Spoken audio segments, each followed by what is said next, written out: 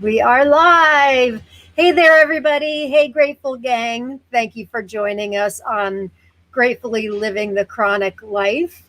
And as you can see, I have a special guest with us today, Arlene Hildred. Hi, Arlene.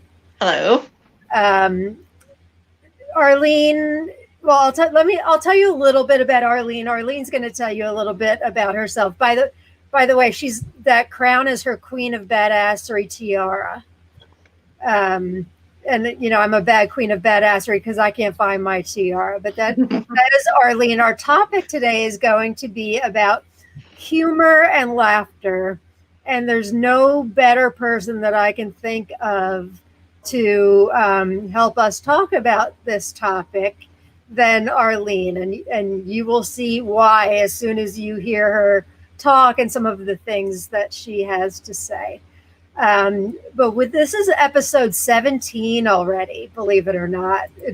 It's been going fast these Thursdays, and we missed two Thursdays. I was on a brief hiatus, not intentionally, but I was on a brief hiatus. So yeah, 17 episodes, and we have not repeated a topic yet. Some of the stuff we kind of overlap because of our issues and all that. So my t-shirt number 17 is forever grateful. This is one of my older ones. So I am forever grateful today. And eventually I'm going to be running out of shirts, but that's okay. I'm glad I get to show them off. I'm surprised and a little disturbed at my obsession with t-shirts. But that's okay. I mean, there's worse things to have on your chest than gratitude, right? I can think of a lot of bad things that could be on your chest for sure. True. So we have a couple comments here already while we're waiting for people to come in. Hi, everybody. Thank you very much for tuning in. We really appreciate you coming each week, whatever weeks you can, whether it's live and you can contribute, whether it's live and you just like to watch, listen, or whether you watch, the recordings of it. We just appreciate your support. We've gotten such great feedback on this show, and which makes me feel like we're doing something good for all of us, because, we sure can use some good stuff in our lives. Hence the topic of humor tonight, which we'll talk about in a minute. But let's look at some of these comments we've got so far. Let's see.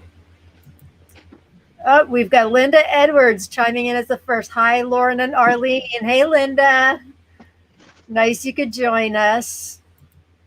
And Margaret DeCarico Morris. Hello, all. Hi, Margaret. Jen Leos. Hi, Lauren and Arlene. Hello. And Karen Goldberg. Hi, Lauren. Hi, Arlene. Hi, Karen. Thank you for joining us. Kathy Johnston, do I need to make you another t-shirt, Lauren? Hi, Lauren and Arlene. I think you do, Kathy. If you have the time, I think I do need another t-shirt. Kathy, for those of you that may not have been around, I want to say it was episode like 7 or something like that. Kathy made me, and some of us actually ordered from her too, this beautiful t-shirt with our logo, our AOG logo, along with a woman blowing wishes of hearts out, and it was beautiful. And I don't think we can see it now since I'm split screen, but she makes all these things. She made this mug for me, which was a birthday gift from Amy a couple of years ago. I know Kathy through Amy. If you guys were here last week, you will remember that I was showing you some screenshots of some of the episodes we've had so far. That Facebook will automatically pick a screenshot of me, and they're usually the most hideous screenshots. The funniest one was me with a t-shirt holding this mug with some really ugly look on my face. I'm gonna do a pretty look with this. Thank you, Kathy. I'm so glad you're here, Kathy. Jen says this show is fabulous. Thank you, Jen. Jen always gives me a nice pep talk before each broadcast, which I really appreciate. Thank you. And we've got Pamela Creighton here. Hi, all. Hi there. So we'll stop. Anybody is free, for those of you that may not have been here before. Everybody's free. You're free to comment whenever you want. We may not get to it right away, but we will get to it. And our goal tonight is to try to stick to that 1 hour time limit, which I actually did for the very first time last week, and it was good. I think an hour. It's going to be tough though, because once Arlene lets Marco, and it's kind of hard, and she's got some great things to share with us. All right, we've got a couple more. LOL from Kathy Johnston. Deborah Emmer-Scott's here. Hello, everyone. Hi, Deborah. And Julia. Hi, all. Hi, Julia. Glad you're here. Hi, Lauren. It's Linda from Philly. In case my name don't show up, good to be here. I'm glad you said that. No, it didn't show up. John Adamson. Hi, Lauren and Arlene. Thanks for this amazing group. So grateful that you're here, John. Thank you for being here tonight, too. And Sarah Garrison. Hello from Alabama. Hi, Sarah. So let me tell you a little bit about Arlene and why I've asked her to be here with us tonight. Arlene, believe it or not, is she's only been a member since March. As a matter of fact, she joined, I think we figured this out today, about 8 days before Amy passed away.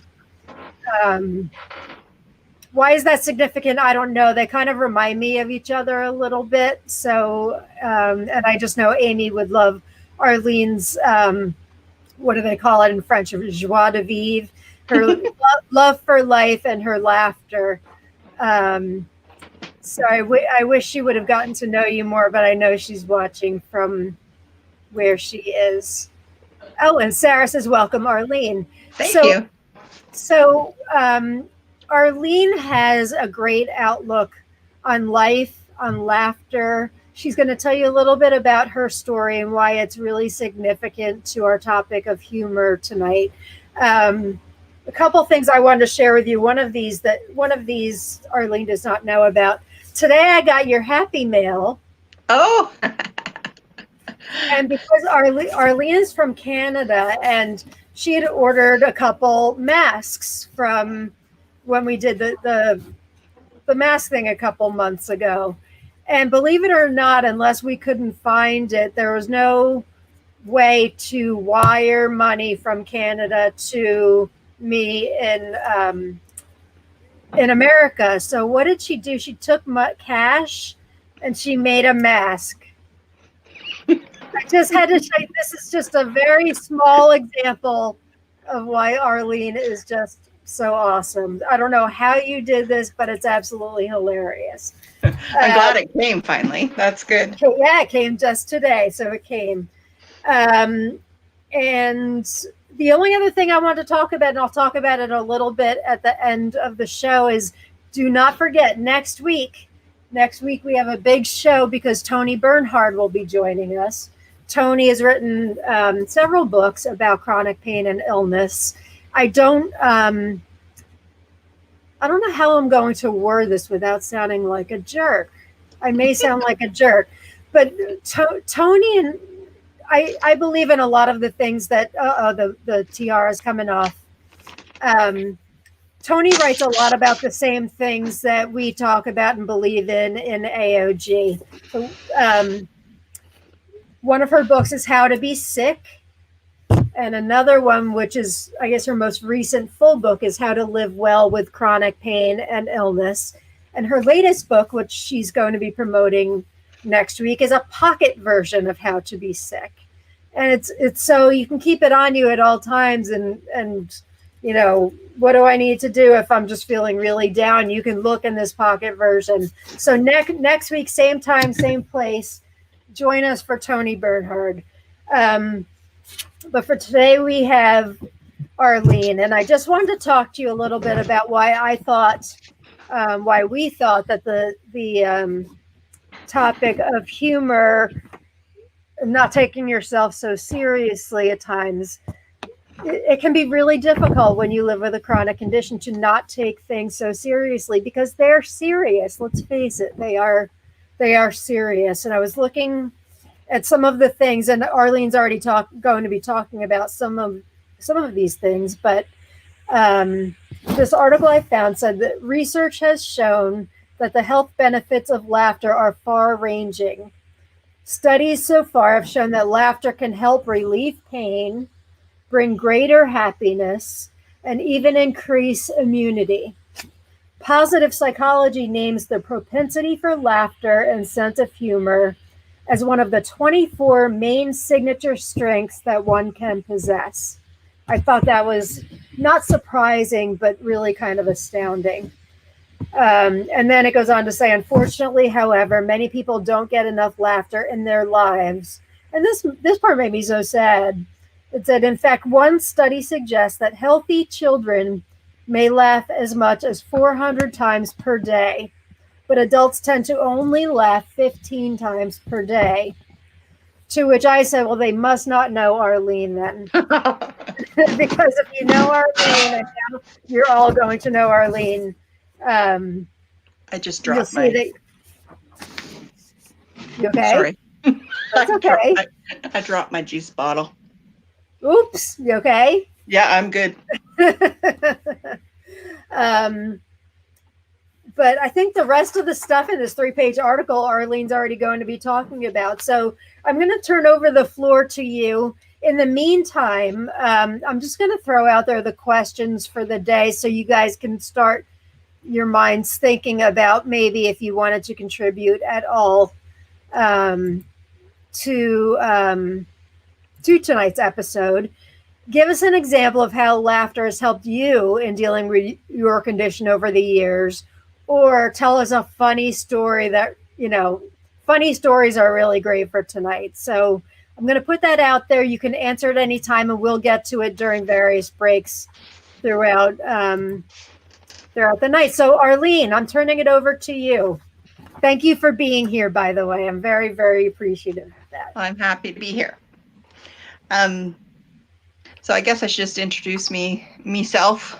Sure. Okay. I am a woman who has been with my husband for 39 years. We started dating when we were in our teens. We've been married this year, will be 35 years. And we have 2 grown children, and they have spouses as well. In my 20s, I was diagnosed with Crohn's disease and had a major surgery with that. So I've been living with chronic condition for over 30 years. About 20 years ago, I fell at work and broke the little scaphoid bone in my left hand. And I didn't know that. Yeah, and that's what started my chronic pain condition. I was in, my hand was sort of like a hitchhiker's thumb out, hand up. For 6 weeks, and within that 6 weeks, that's where the pain started. It felt like I was being just raked across the coals. It was horrible. So I was diagnosed with complex regional pain syndrome, or reflex sympathetic dystrophy, which is basically nerve damage, nerve pain. Feels kind of like it affects my ulnar nerve. So it feels like when you hit your funny bone, that pain, that sharp pain that you get, I have that through my whole left side of my body all the time, and it never goes away. Medication does help. In 2008, I was at a major store shopping, and some children thought it would be funny to put some liquid soap on the floor and see what happened. And I happened to just walk through it, and I came down, and that's when my journey of being at home started. So I've been home since 2008, permanently on disability. I have a plethora of other chronic illnesses with kidneys, and I had major depression after the first episode of pain. Gained about 170 pounds. I gained because I didn't move. I was depressed. It was horrible. And most recently, in the last 4 years, I have experienced 3 major strokes. where I've been incapacitated to a big degree. The first one was the worst. The other two weren't so bad, but still I have issues because of that, brain injuries. So that's sort of my background with my journey with pain. And gosh, I'm not to interrupt you, but I'm going to. You didn't have a stroke recently, but you did have two. Is that what you would call an episode? Yeah, I have recently spent time in the hospital with some issues. And yet you're still funny. Your writing takes a while to get up to where it was, and your brain takes a while to get up to it was. But yet you still, tell me if I'm wrong. I think you want to make sure that nobody feels sorry for you, and you need to not feel sorry for you. So you make light of it, which I think is what I love most about you. That's exactly how I cope. Mm-hmm. But I don't like the word cope. I like to say that's how I process what I'm going through is by using humor and finding whatever I can to grab onto that will get me away from the reality of how serious my issues are. We don't know if you know anything about me. I am a communicator. I communicate verbally. I write. I find community wherever I am because that's who I am. With the idea of having strokes, that I could have that taken away from me at any moment and not be able to communicate, and that is extremely stressful for me. I do enjoy making my family laugh, especially specifically when things are stressful for them. I know they need to have that moment of laughter. So, Lauren, can you put up my roller coaster pictures, please? I sure can. Well, I will try to. I've practiced this 50 million times, but yes, I will. This is a gift that I keep giving to my family every time they look at it, these pictures. There's me. That's Disneyland. Yep. Yes. Okay. So you look like you're in sheer terror here. It is. Yeah, I get pretty darn scared, but I do it anyway because my family's doing it and I want to participate. And then the next one is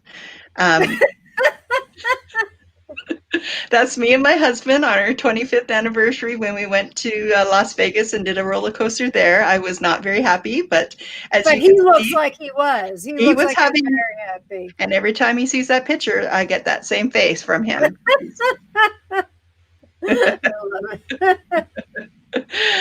So anyway, those are just a couple things that keeping my family happy. You just get a little laugh.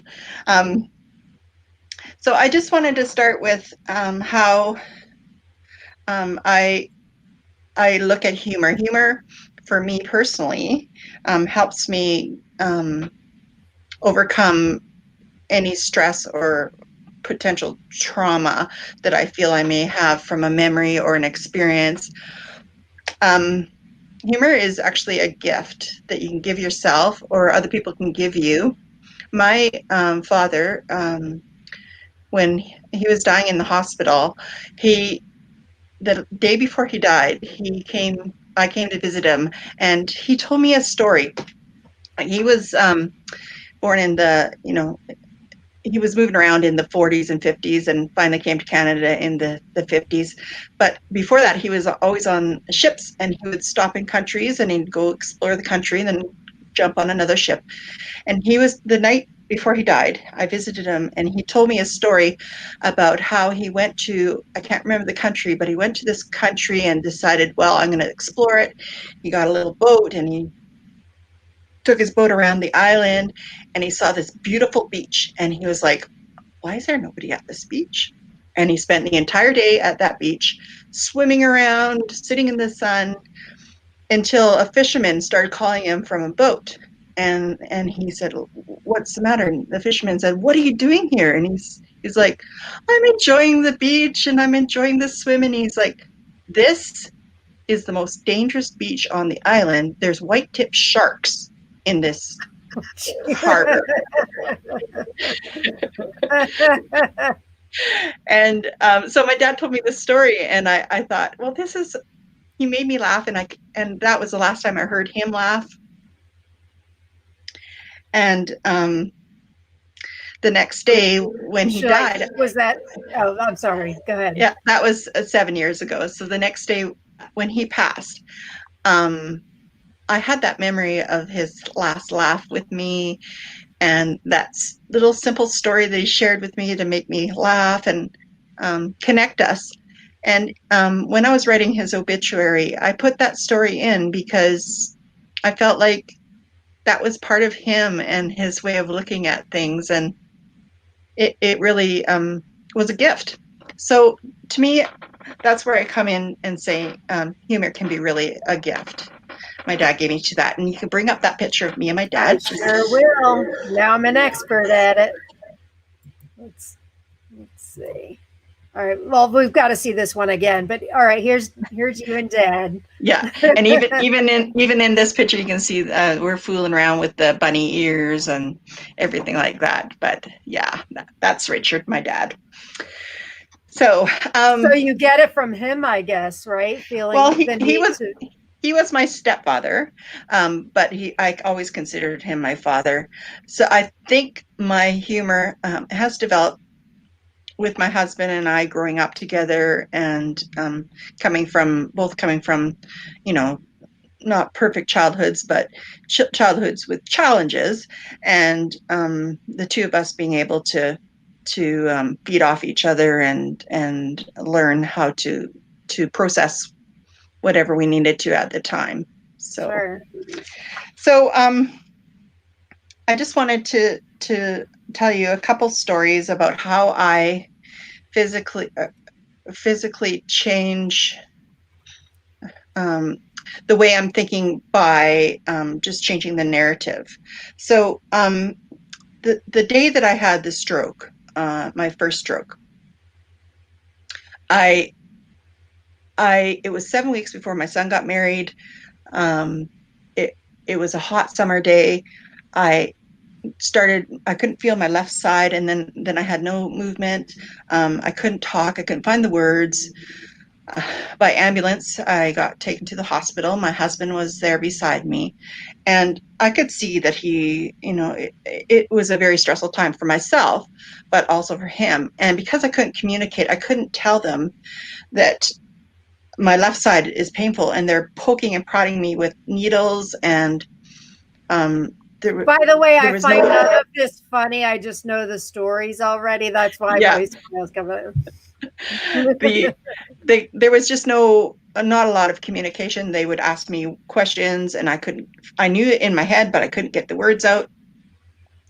And we'd been there for a few hours, and things were settling down, as you know, in terms of all the doctors and nurses and stuff coming in and out. And Rick and I had a moment to just be the two of us.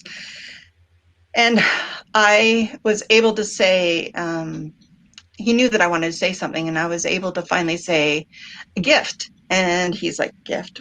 What do you mean gift? And I said, my gift. And he's like, what? No talking, my gift. So what I was saying to him was that this was the last gift he was going to get from me, was me not talking. And so even though I was full of fear and pain and exhaustion, and so worried about, is this going to be last moments that I'm going to be on this earth, I was able to share humor with my husband. And that really changed the narrative in my head. That, so now when I think back at that moment, unless I really, really think about it, I don't have that same feeling of fear. I think more of humor. And like that, how many times have you thought?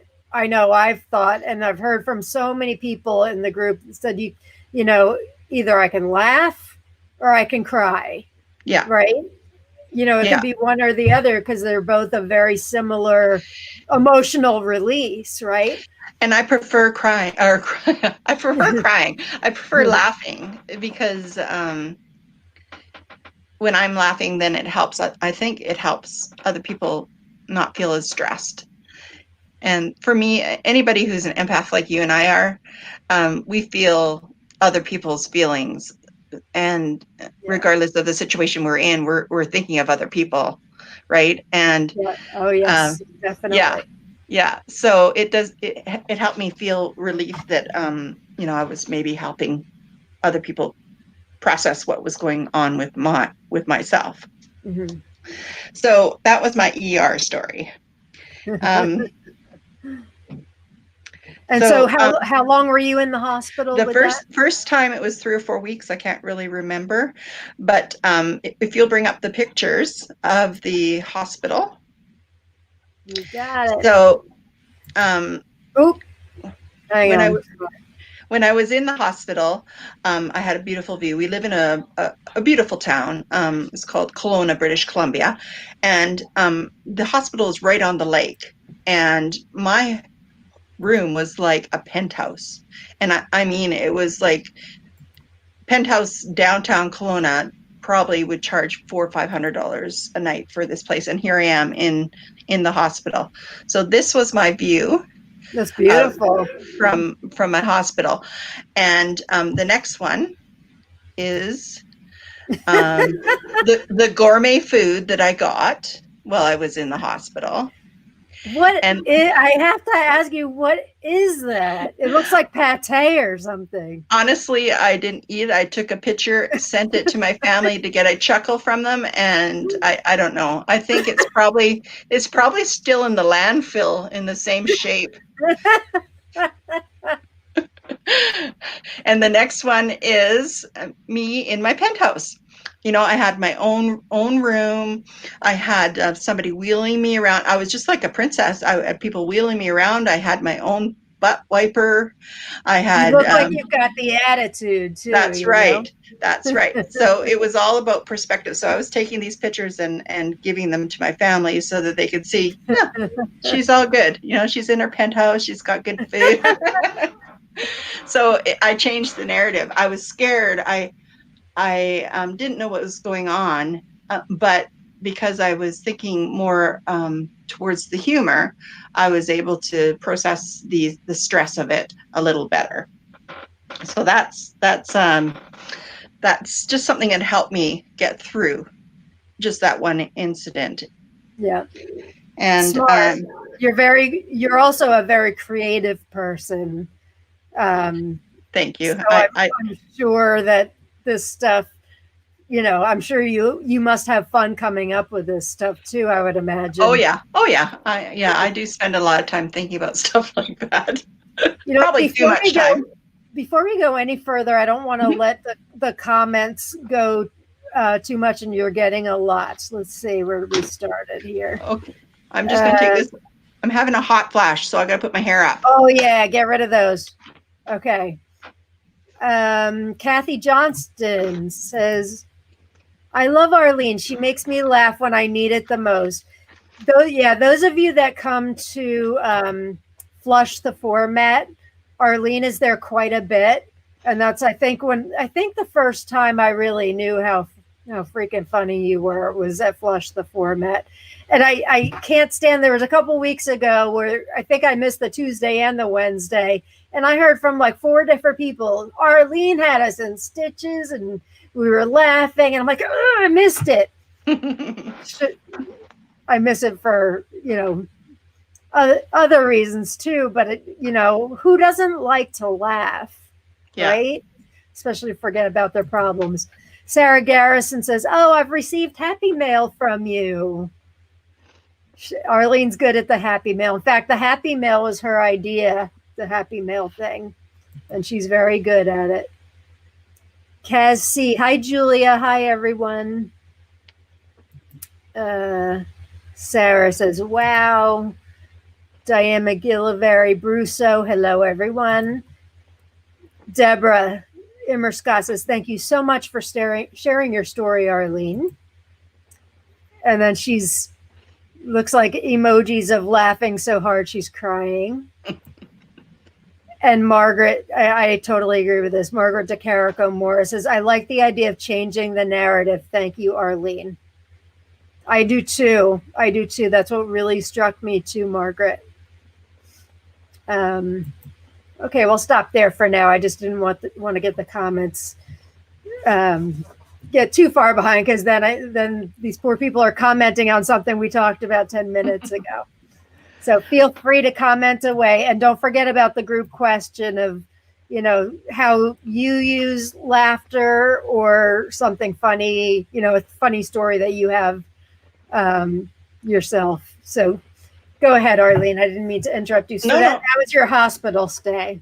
That was my most recent, the most traumatic of all the things that have happened to me. That was the most recent, and how I changed, so I'm not dwelling on it all the time. My diagnosis is that it's likely to happen over and over. And my fear is that if and when it does happen, I'm going to lose my ability to communicate. And if I think about that all the time, then I'm not going to move forward and enjoy the time that I have. So sure. It was a physical choice that I had to make. I had to physically move myself forward and away from all those memories of worrying about all that stuff, and let it go. And by changing the narrative, I'm not feeling like I'm always worried about it happening again and again. So one of my most recent issues, I have so many issues. My husband would tell you, yeah, there's a lot of them. But, and Rick, I don't know if you can hear me, but she's talking again, so bummer for you. So I have, after having dealing with brain issues, I have a lot of anxiety, and this world is a very dark space. I have to, there's a disclaimer that I have not always been in this space where I can see humor in a different way. There have been moments that, Lauren, you and I have chatted about, where I have, with depression, I have felt like I'm physically on the side of a black hole and my legs are dangling over, and I'm, just gonna hold on with the tips of my finger not to fall into that black hole. So yeah, I've always liked the way you described that. I'm a very visual. Also had depression. I can visualize that, and that's exactly what it feels like to me too. And I'm sure, the studies show that people with chronic pain, generally depression comes along with it, sometimes worse than others. So I think people can relate to that. So I practice humor. I practice it. I practice like practicing gratitude. Well, yeah, I practice humor because it's, the more I do it, the easier it is. So I didn't get to this spot where I am at this very moment like that. It's taken years to get where I am, to accept that the pain is part of my life, but it's not my entire life, and that I can do other things, and I can still be viable in this world, and I can make a difference in it. I have a lot of, like I said earlier, I have always found community, and when I find a community, I get pretty attached, and because this day and age is there's so much darkness, with the pandemic and the worry about different things in the world. I like to take time to text my friends, and generally what I text is something funny. So I'm going to give you a couple things that I've texted to them. Oh, goody. I'm going to give it to you what I texted to them, and then I'm going to give you the background of where that came from and how I changed where it came from. Perfect. So the one thing that recently happened was, I was going to tell you about, was going to the doctor and having a procedure that I need to be done. And I was joking with him about how I bring my own weather system with me with my hot flashes, and talking to him about my wrinkly skin, and anyway, he was relaxing, and I was trying to get my mind off of the actual procedure that was actually going to happen. And he was nice enough to show his humor, and he said, well, this procedure is very similar to giving an ant an enema. And I was like, So as he was doing this procedure, I physically, in my mind, with my imagination, had this image of this little ant looking back at the doctor trying to give her the enema and being a little pissed, just like. So while I was going through that procedure, I had this vision. I was able to get through that procedure, and thinking about it in that way right now makes it so that it wasn't as traumatic. Because now I think about it, ant, enema, cute little ant. Yeah, how can you not? When you told me that, that's all I could think about too. And so one of the things that happens for me, and I imagine a lot of people with chronic illness, that showers and physical care of myself it's a procedure. It takes a lot of energy. I like that word. That is so true. It's a procedure. Yeah. And it takes a lot of energy to physically get through what I need to get through to get myself clean. And I'm not a tiny woman. There's a lot of jiggly bits that need to be dried, and I was anxious to get something done, and I got into the bathroom, and I was getting my clothes on and putting on my bra and turning it around, and for whatever reason I got stuck in the bra because I was still a little wet, and it was traumatizing. I was like, oh, like nobody's home. How am I? Rick's gonna come home in 10 hours, and here I'm gonna be stuck in my bra. So I finally got however I did it. I guess I dried off a little more, and I was able to detach it from me, and it flung across the room, and the cat just happened to be sitting there, and it got caught around the cat's head, and the cat took off, and then the dog took off after the cat, and then over, I ended up on my butt. It was not a good situation. It was horrible. I felt horrible. Like, of course this is going to happen. I was so mad. And I thought, okay, let's just think about this. It is actually, after it happened, it was kind of funny. So then I would text my friends and tell them the story in a way that, wasn't showing the trauma that had happened to me. And it helped them, laugh at it too, and brighten their day. And so I like to spread that kind of stuff.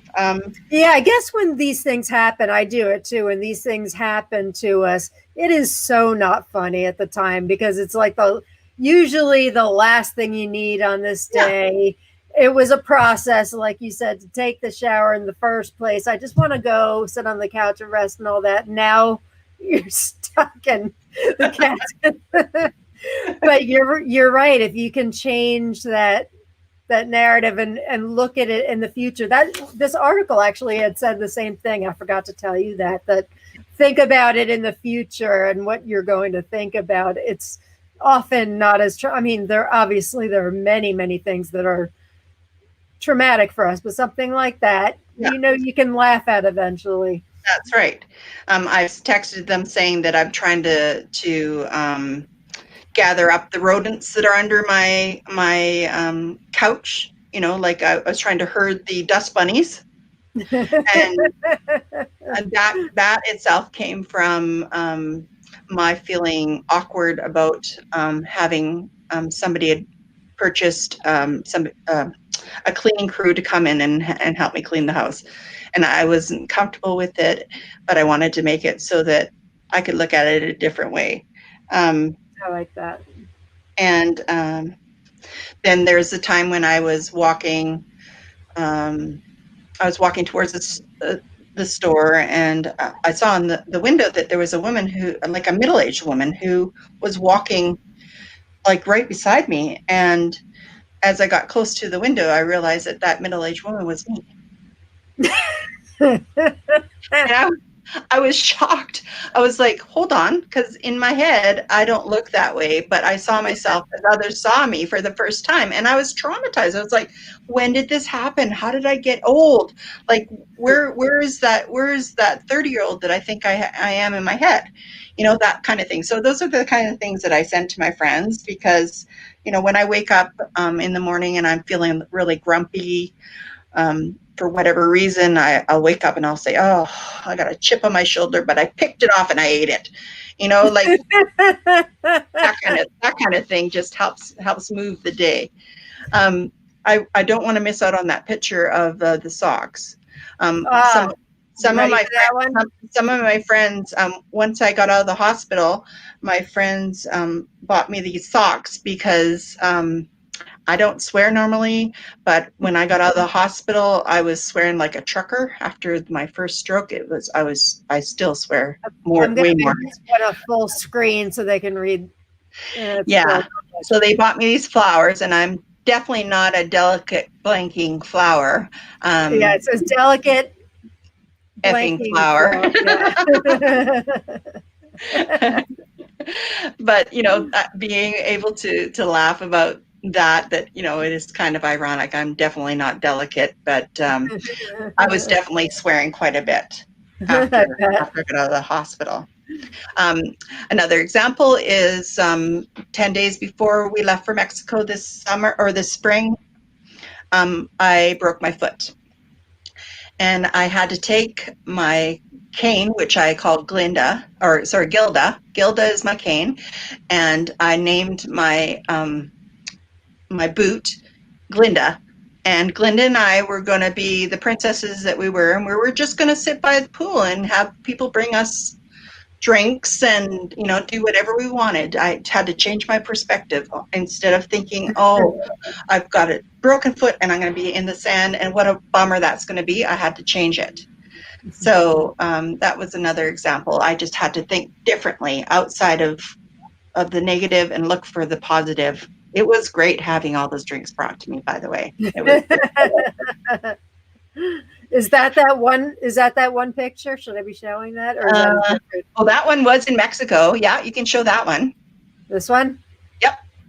So that was me on the beach, and I had forgotten to put sunscreen on the day before, or it was outdated, I think it was. So I had sunglasses on, and that part was white, but the rest of it was bright red. And when I was on the beach, I had to cover everything else up. So we had a good laugh, and I think there was quite a few tourists that got a good laugh out of it too. I bet they did. So the other thing I wanted to talk about was that I like I've said before, I'm a very visual person. I like using my imagination. So if I tell a story, generally there's a real moment in that story, but I've imagined it a different way. And I've used my imagination to make it funnier. The story behind it's generally true. Not much of it, generally. But I've just, you know, worked it a little bit to make it feel more fun. You took artistic license with it. Artistic license, that's what it is. So I generally have a lot of things that I do during the day. My routine, I get up in the morning, I make my bed every morning, and I put on my earrings and my jewelry. It's my armor. So I get up and I feel like I can face the world because I've got my armor on. And I actually wanted to tell you that I have actually physically looked up to see if they make armor in my size, but they don't. So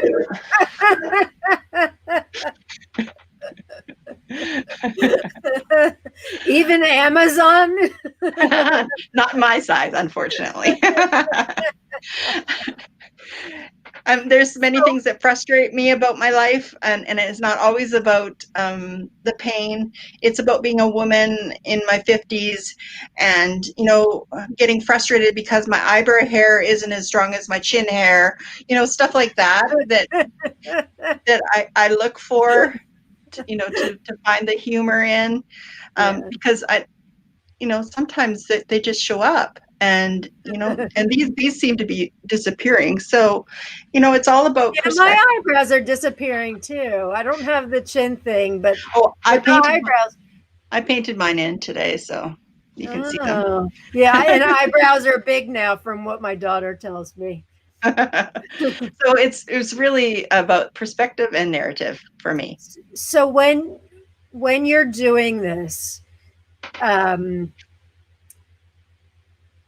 obviously you're doing it for yourself. You're also doing it to comfort those that you're saying it to or doing it to, right? Like what feels better to you, or are they kind of equal? I think for my soul, I need to do it for myself, because I've talked to my doctors throughout the horrible depression and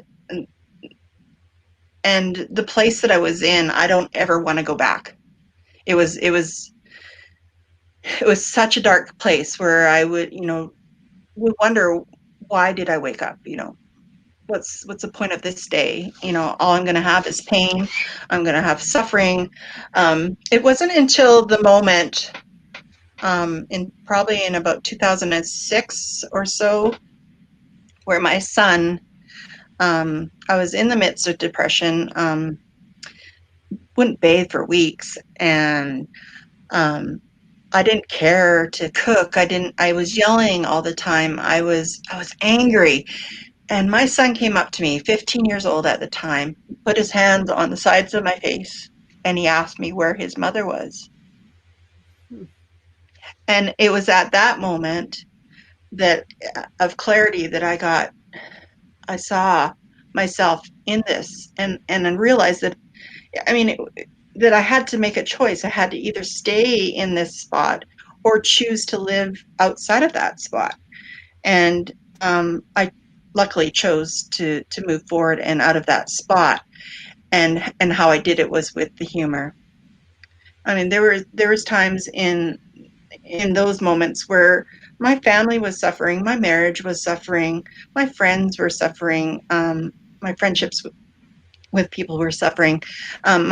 Every family member that was close was suffering because of how I was dealing with pain, or not dealing with pain. Actually, I had to make that choice, and it wasn't just for me; it was for me and all the people that I loved and that I cared about. And I'm not saying that it was an easy thing to do. It's taken me years to get to this point of acceptance that pain is part of me. It's not the whole of me, it's part of me, and it's going to be there regardless of whether I want it to be there or not. It's going to be there. So what am I going to do? I have a choice. I can choose to laugh and enjoy the life that I have been given. And especially after the strokes, where I didn't know whether I didn't want to waste that time that I had been given back after recovering from a stroke. So that part of being using humor is for my family, and that has given me it's sort of a two-way street now. I have a very strong marriage, great communication skills with my children and the rest of my family. I reach out as much as I can in every direction I can. When I'm shopping, I go to the people and I tell them I'm grateful for all their work they do. I try to make them laugh. Generally, when I go to a store, how everybody says, "So how are you today?" I will say something like, "Well, I'm trying to behave." And they'll laugh. And I said, "Yeah, but I'm not saying I'm being successful. because misbehaving is always so much more fun. But we can't move all that well, so we can't misbehave as much as we want to. That's right. And I can have in my mind, I can have an imagination that I have been misbehaving. So, you know. So you've got a couple more comments here. Let's take a look at. Sarah Garrison says, what's resonating in my head is when people say to someone who laughs and jokes a lot, this is serious, stop joking and making light of this, etc. Boy, they are far off from what's best for everyone, but especially the one dealing with whatever's at hand. That's right. I have that. My sense of humor, especially since being a part of AOG and, doing Flush the Format, talking to all you guys out there. And, we get each other's sense of humor because we know none of it's really funny. I mean, there are sections of it are funny, but our conditions are not funny and all that. But my daughter takes it really hard. She does not she's like, Mom, I just don't have the same sense of humor as you. And it's not like she, doesn't have a sense of humor, but, or I'll say something on a Zoom call with my parents and I'll be like, yeah, I can't even think of an example. Alopecia, the alopecia thing. I'm like, yeah, my hair's falling out. Nobody thought that was funny, where I kind of thought. But that's your way of processing. That's my way of dealing. Yeah. So I hear what Sarah is saying on that one for sure. Kathy Johnston says, I was heading out to the doctor a few weeks ago, or a few weeks after my cardiac arrests. Ooh, arrests. You had more than one. And looked down at my feet to see that I had 2 different shoes on. I did that too. My friends and family got a real laugh from that, and some of them have never let me live it down. I am grateful that I can laugh at my own dumb actions. Last week, hubby and I went to Costco, and after we got home, I realized that I had my shirt on inside out. Doesn't get much better than that. That's awesome. Kathy, if you look back at some of Amy's posts when we took Anna to see Frozen 2, you will see I put my feet up on the chair in front of me, and you will see 2 not only like they're very different shoes. So I don't know what I was thinking that day, but she took a picture and put it up there. Pamela Creighton says, I'm imagining people breaking into a chorus of always look on the bright side of life, following Arlene throughout the day. That's so cute. Yes. Pamela Creighton, what a wise, beautiful soul you have been gifted in your son. I know, with grabbing your face. I totally agree. Very nice. Yeah, that was a big one. We have a couple more pictures. You want to show any more pictures? Sure. My husband and I, you can put them up. My husband and I, we laugh a lot together. Of course, that was Mexico. Okay, this one is. I got to know what this one is. As a matter of fact, yesterday was a year since I had my last major stroke. And so this picture was taken about in October, so August to October, so 2 months after that stroke. And we go to a Halloween party of a friend of ours every year, and I always enjoy making costumes. This is my costume, and I can't remember her name from the Drew Carey show, Mimi. Oh my gosh, I remember her. Mimi from the Drew Carey show. So that's she did wear that very heavy makeup and stuff, didn't she? Yeah. That's great. All right, woman, explain this one. Okay. That was in some kind of a museum or something that we went to in Florida a few years ago, and he dared me to go do it, and I'm like, you daring me, I'm doing it, man. So there I am with my head in a bowl of fruit. Because why not? Why not? Nothing like a 50-year-old's head in the fruit. So this one in particular, I don't know if you can see what I wrote. But I think it says occupants of house limited to 1 sheet per use. Guests only half a sheet. Is that what it says? yes, and that was just when the pandemic started, and I was so overwhelmed, and I'm sure most of us were, by the sheer magnitude of distress and not knowing what was going on. And we fortunately didn't run out of toilet paper. We had some, but if we were going to have guests, I wanted to make sure that they didn't take more than their share. So I left that one for my husband. That's good. And then our final picture, the piece de resistance. My husband's birthday, the year after I had last September, so it was been about a month after I had this stroke, I didn't have a chance to go and buy him a birthday gift. So I had my son help me put one of the kids helped me put the logs together and string it up to the flower garden and put "Beware of Log" on it. Yeah, I don't know if you guys can see there. She did eyes, nose, whiskers. It says "woof" coming out of the mouth. And that was my birthday gift to him. So, and what did he think of it? Oh, he thought it was pretty funny. Yeah. I left it out there, and I was hoping that one of the neighbors would steal it, but it didn't get stolen. So no, I wouldn't think so. Oh, those are just great. Yeah, those are just great. And look at us and the time.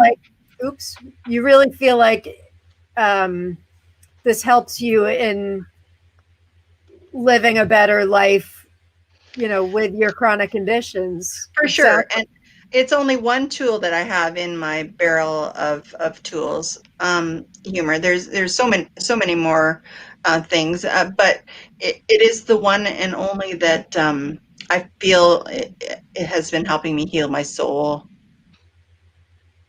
And you had said it earlier. I'm sorry. Go ahead. And being able to share it with other people, that just makes it feel better for me. That is a win-win, isn't it? Mm-hmm. Again, just like gratitude, when we practice gratitude, it helps us. When we share it in the group, it helps everybody else too, it's not like we can go about life happy, joy all the time, because we all know that there are things, we get a new diagnosis, or it's a particularly bad pain day. We all know this, but sometimes you can just try to make your life easier. I mean, what did it say? One of the 24 main signature strengths one can possess, according to positive psychology. That's amazing. And what a shame that children laugh 400 times per day and adults only laugh 15. Now, you could also argue that we as adults know more. So, we realize what life can be really about. But, well, then tonight we made everybody's quota. There must have been at least. Oh, absolutely. Absolutely. Made the quota for the day. Let's see. We've got a couple more comments. And then if anybody wants to get their last minute comments, and we're actually already at the hour, believe it or not. Doesn't it go fast, Arlene? It does. Yeah. Okay, Diana says, I loved Mimi. That's a good costume. Kathy Johnston, haha, Arlene, you are such a fun character. Yes, she is, and that's exactly why I wanted her to come join us. I'm only amazed that you only found AOG. I'm glad you found us at all, because we've all benefited from you, and I hope you've benefited from us too. And now you're a moderator, I know. You really so much fun stuff coming up. Yeah, we do have some fun things coming up. Very fun things. Hopefully by next week we can announce at least one of them, maybe two. Margaret DeCarico Morris says, I let my family laugh kindly at the things I've said when I was loopy and dealing with pressure on my brain or coming out of surgery. I laughed too. It is funny. Once I sat up in the middle of surgery and the doctor called me Armor Woman. and laughed from the day on. She did not laugh during surgery. Well, that's good. What size did that armor come in? We need to know. Linda, sweet Linda. Arlene, you are a breath of fresh air. That's exactly what she is. I completely agree. It's hot air right now because hot flashes. You have your weather system. Sarah says, God bless you, Arlene, for the gifts you shared with us. You are a blessing. Thanks, Lauren, for inviting her on tonight. Much needed and very timely. And I think this is our last one. Much thanks to you, Arlene, for sharing, from Diana. And I will say the same thing. I think we needed an episode that had some laughs in it. I try to be funny. In fact, every week when I'm done with this, Rob will come out of his man cave and I'll be like, all right, so was there anything funny? I always have to make sure there was at least one thing funny. But tonight, and then I was telling you this earlier, Arlene. He was asking me what the topic was for tonight, and I said humor, and he's like, "Oh, great, perfect for you." And then he's like, "Ooh, that's a lot of pressure." And I'm like, "No, it's not, because I've got Arlene coming on. She's got to take the brunt of it." One more, it looks like. Thank you for sharing, Arlene. Margaret DeCarico Morris. I don't know if I got that one already. So, well, it's been a privilege, and I appreciate you asking me to come and do this, because I have gained so much from AOG in the last few months, and I like to give back. So thank you. And you do tenfold. And if you've any of you out there have ever thought about coming to Flush the Format, come on in. There's a good chance Arlene would be there, and she will make you laugh then too. Thank you, Arlene. I love you dearly. Thank you for being here. Thank you, everybody, for tuning in. Don't forget, next week is Tony Bernhard. She's going to spend the entire hour with us and think about your questions for her. Kathy Johnston says, good night, Lauren and Arlene. Love you both. We love you too, Kathy. And peace and love to you all. I love you guys. Love you, Arlene. Thank you again. Okay. Bye. Okay. See you next week.